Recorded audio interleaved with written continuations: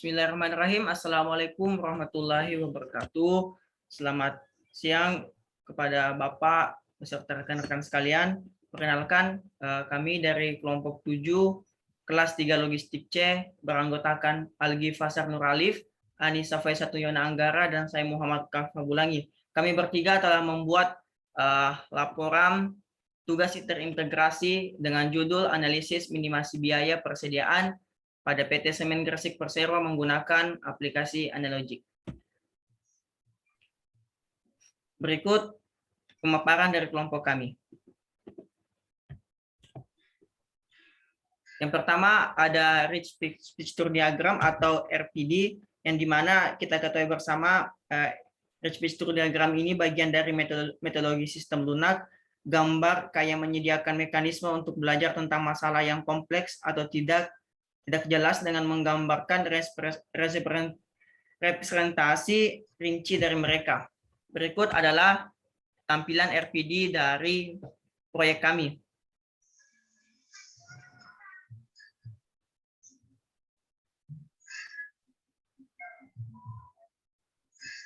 Oke, selanjutnya 6 elemen masalah.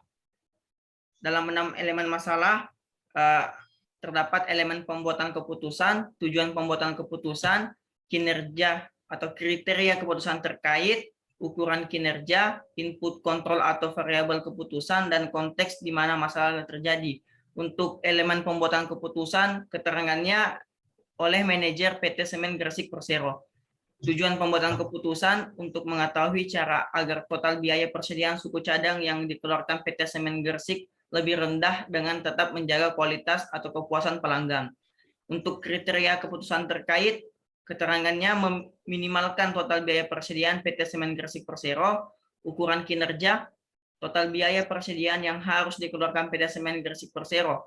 Adapun untuk elemen input kontrol atau variabel keputusan, mempunyai keterangan membuat sistem pemodelan dengan menggunakan aplikasi Analogic yang dapat memberikan total biaya persediaan yang lebih rendah.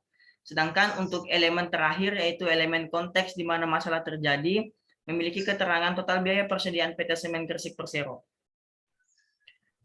Selanjutnya ada gap analysis.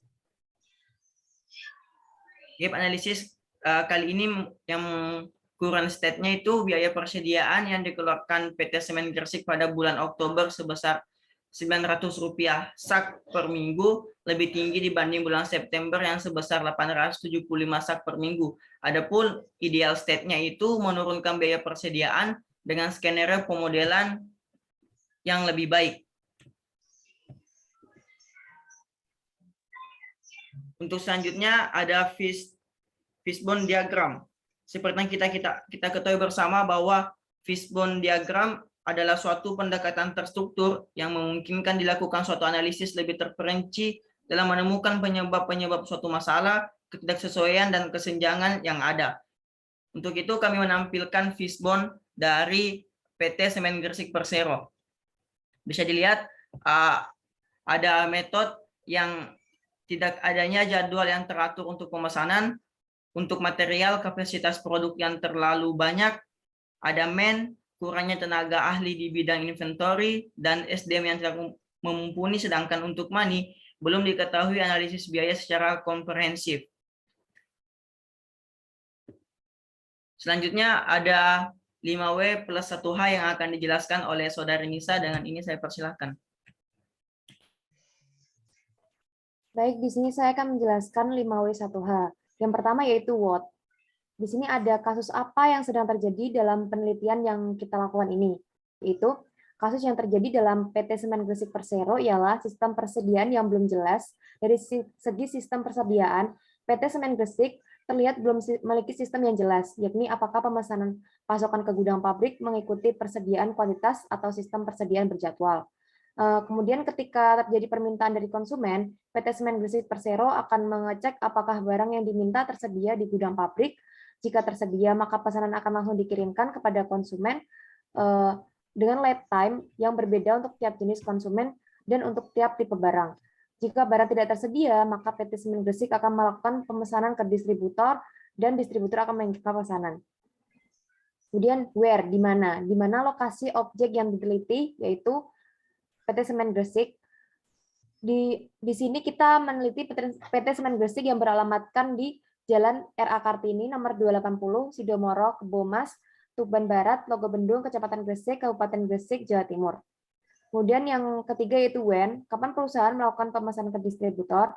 Pemesanan dilakukan apabila terdapat permintaan dari customer yang tidak tersedia di dalam gudang, kemudian akan dikirimkan langsung dari distributor kepada customer. Kemudian why, mengapa? Mengapa kendala ini bisa terjadi? Apakah sumber utama yang menyebabkan kendala pada inventory ini? Yaitu kendala utama yang terdapat dalam divisi inventory ini karena tidak memiliki sistem persediaan yang jelas, sehingga membuat lead time pada permintaan atau pesanan customer berbeda-beda yang membuat ketidaknyamanan pada customer. Yang kelima yaitu who, siapa yang bertanggung jawab dalam pengambilan keputusan mengenai sistem persediaan ini, yaitu manajer PT Semen Gresik yang bertanggung jawab. Kemudian yang terakhir yaitu how, bagaimana cara mengatasi permasalahan ini. Di sini kami sebagai peneliti menyelesaikan permasalahan ini dengan menggunakan suatu sistem permodelan yang disimulasikan menggunakan aplikasi Anylogic dengan beberapa jenis variabel yang menjadi input dalam pembuatan modelnya. Tujuannya yaitu agar total biaya yang dikeluarkan lebih rendah dengan tetap menjaga kepuasan pelanggan. Lanjut.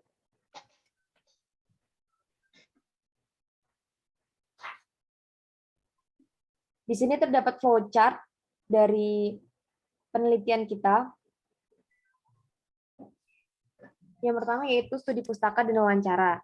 Tentunya sebelum kita mengidentifikasi masalah, kita harus melakukan wawancara dulu kepada narasumber yang terkait.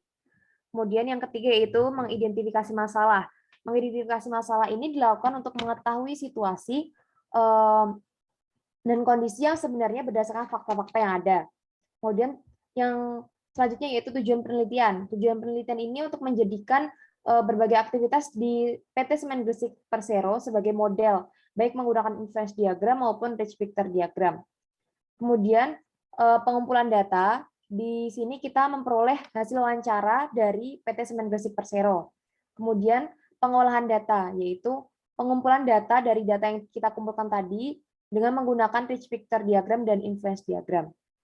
Kemudian analisis dan pembahasan, dari pengolahan data yang dilakukan, analisis dan pembahasan mengenai model dari telah dibuat menggunakan influence diagram dan rich picture diagram. Kemudian kesimpulan dan saran, yaitu berdasarkan proses analisis yang telah kami lakukan, dapat diperoleh kesimpulan dan saran dari hasil penelitian. Yang terakhir adalah selesai. Lanjut. Di sini adalah model causal loop diagram yang telah kita buat. Saya akan menjelaskan causal loop diagram yang telah kita buat dalam permasalahan ini.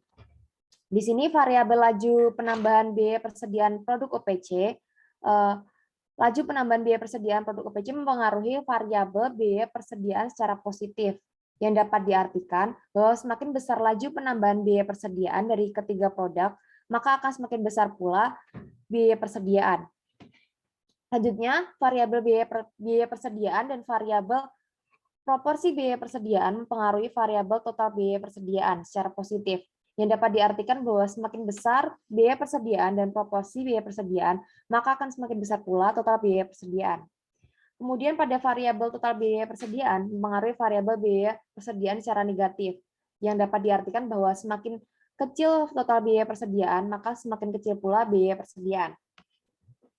Lalu variabel biaya pemesanan produk OPC. Biaya pemesanan produk PPC mempengaruhi variabel biaya pemesanan secara positif, yang dapat diartikan bahwa semakin besar biaya pemesanan dari ketiga produk, maka akan semakin besar pula biaya pemesanan. Selanjutnya, variabel biaya pemesanan mempengaruhi variabel total biaya persediaan secara positif, yang dapat diartikan bahwa semakin besar biaya pemesanan, maka akan semakin besar pula total biaya persediaan. Kemudian variabel total biaya persediaan mempengaruhi variabel biaya pemesanan secara negatif. Artinya, semakin kecil total biaya persediaan, maka semakin kecil pula biaya pemesanan. Selanjutnya, yaitu variabel biaya sistem produk OPC. Biaya sistem produk PPC mempengaruhi variabel biaya sistem secara positif, yang dapat diartikan bahwa semakin besar biaya sistem dari kedua produk tersebut, maka akan semakin besar pula biaya sistem. Selanjutnya, variabel biaya sistem pengaruhi variabel total biaya persediaan secara positif, yang dapat diartikan bahwa semakin besar biaya sistem, maka akan semakin besar pula total biaya persediaan. Kemudian, pada variabel total biaya persediaan mempengaruhi variabel biaya sistem secara negatif, yang dapat diartikan semakin kecil total biaya persediaan, maka semakin kecil pula biaya sistem persediaan. Lanjut. Di sini ada diagram stock flow yang sudah kami buat. Saya akan menjelaskan stock flow diagram dari permasalahan yang kelompok kami. Di sini dapat dilihat pada stock flow diagram menggunakan satuan waktu yaitu hari, yang kemudian model berhenti di hari ke-30 selama proses 30 hari atau 1 bulan didapatkan dari model seperti berikut. Model dimulai dengan adanya variabel permintaan dari konsumen untuk tiap-tiap produk. Variabel ini dihitung dari banyaknya konsumen yang datang dikali dengan kuantitas per 1 kali pesan. Didapat permintaan untuk masing-masing produk, yaitu permintaan produk OPC yaitu ada 70 dan permintaan produk PPC ada 1.500. Kemudian persediaan produk sebagai stok dan akan bertambah dipengaruhi oleh flow masuk pada laju persediaan produk yang dipengaruhi variabel permintaan produk, persediaan produk dan reorder produk, dan waktu pemesanan produk. Laju pemesanan produk dinyatakan dengan model matematis, yaitu laju pemesanan produk sama dengan permintaan produk lebih dari persediaan produk, delay reorder produk, waktu pemesanan. Dalam laju persediaan produk akan mengalami delay jika permintaan produk lebih besar dibanding persediaan produk. Di sini didapatkan persediaan untuk masing-masing produk, yaitu produk OPC 24,8 dan produk PPC 35. Kemudian ada biaya persediaan sebagai stok dan akan bertambah dipengaruhi oleh flow masuk. Total biaya persediaan didapat dari biaya persediaan dikali proporsi biaya persediaan, ditambah biaya pemesanan dan biaya sistem. Kemudian didapatkan total biaya persediaan sebesar 3.850.347 untuk 30 hari atau 1 bulan dari 2 produk, yaitu semen OPC dan semen PPC. Kemudian selanjutnya skenario 1, 2, 3 akan dijelaskan oleh rekan saya, yaitu Kang Aldi. Silakan.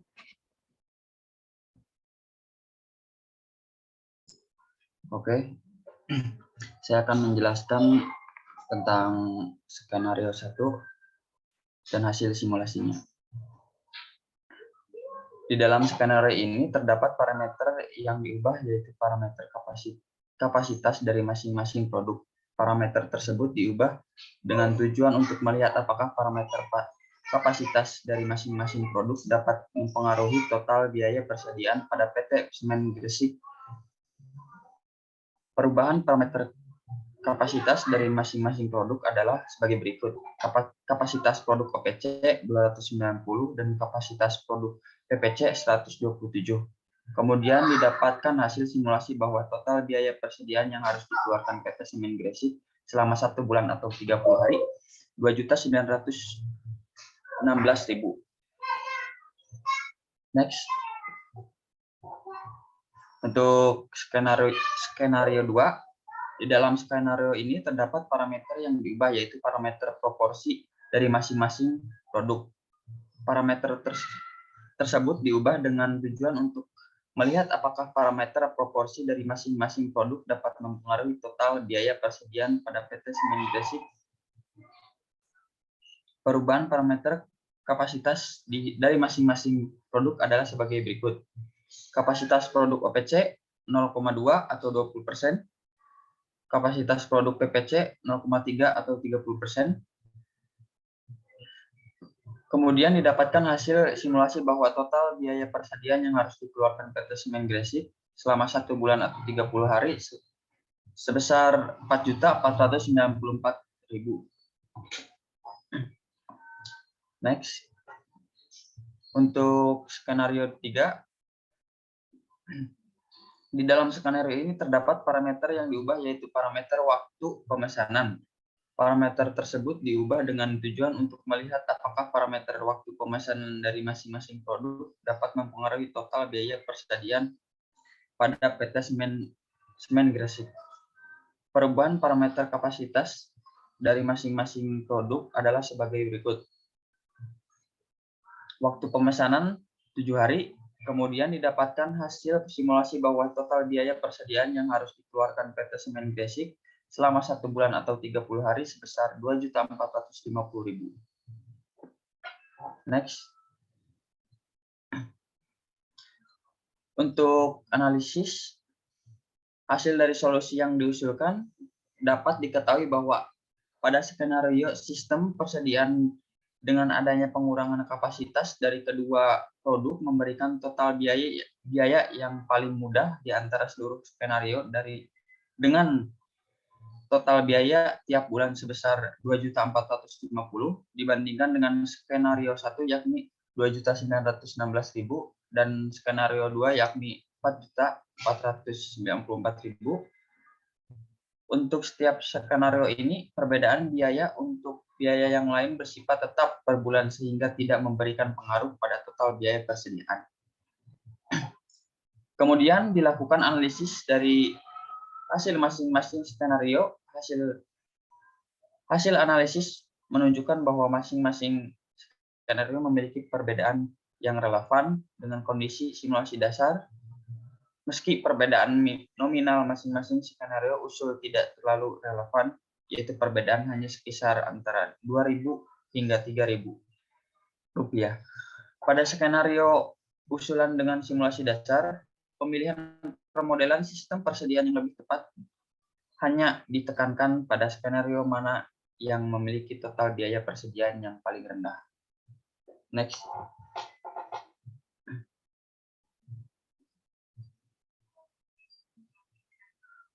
Untuk kesimpulannya, PT Semen Gresik memiliki rantai pasok yang mengutamakan responsivitas dari pelanggan untuk pemenuhan kebutuhan. Ketika terjadi pemesanan dari konsumen, PT Semen Gresik harus melakukan pengecekan dulu apakah barang yang tersedia mencukupi. Hal ini yang membuat biaya penyimpanan menjadi naik karena pemesanan tidak menentu. Sedangkan dari PT Semen Gresik produk tetap berjalan dan menyebabkan penumpukan stok. Dari ketiga skenario yang telah dirumuskan di atas, maka dapat dikatakan bahwa skenario usulan memberikan efisiensi yang lebih bagi PT Semen Gresik, yang berarti penerapan sistem persediaan terbukti memberikan hasil yang lebih baik dibandingkan dengan persoalan yang tidak memiliki sistem. Dari hasil simulasi, skenario 3 yang merupakan variabel waktu yang diubah yaitu penambahan waktu pemesanan dari 3 hari menjadi 7 hari. Hal ini terbukti mengurangi biaya pada simulasi awal. Biaya persediaan sebanyak 3.850.000 untuk 30 hari menjadi 2.450.000 dengan selisih 1.099.000 lebih hemat dari simulasi awal. Next. Ya, untuk saran diharapkan untuk kedepannya yang melakukan penelitian serupa dengan permasalahan ini agar menambahkan parameter-parameter lain supaya penelitian lebih komprehensif. Sekian dari saya kembalikan kepada teman saya Muhammad Kahfi. Terima kasih. Baik, itulah yang dapat kelompok kami paparkan kepada Bapak. Kami yakin dan percaya apa yang telah kami paparkan dapat bermanfaat bagi diri kami, terlebih bagi perusahaan yang kami tuju. Lebih dan kurangnya mohon dimaafkan. Wabillahi taufiq wal hidayah. Assalamualaikum warahmatullahi wabarakatuh.